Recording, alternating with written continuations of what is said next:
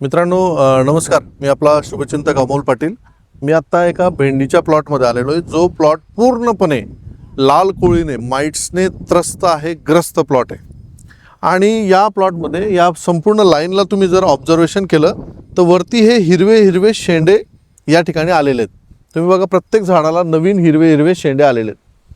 आणि सगळ्यात मेन गोष्ट ही, जर खालची पानं बघितली, ही पूर्णपणे माइटने डॅमेज होती.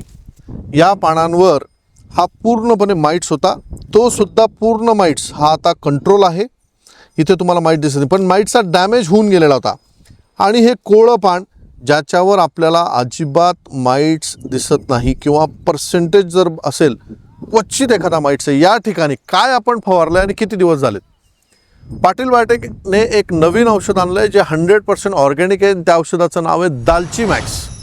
या ठिकाणी आपण 40 मिली दालची मॅक्स प्रतिपंप प्लेन फक्त फवारणी केली, जे 100% माइट्सला संपवतं. नुसतं माइट्स नाही, जवळपास प्रायमरी सकिंग पेस्ट जे आहे, थोडेफार थ्रिप्स असतील, थोडाफार मावा असेल, तो सगळा संपवतो. मिलीबग संपवतो.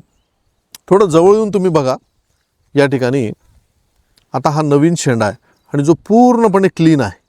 तुम्ही बघा, इथे अजिबात माइट्सचा प्रादुर्भाव नाही, पूर्णपणे क्लीन आहे. किंवा आपण अजून नवीन पानं बघितले तर पूर्ण माइट्स क्लीन आहे.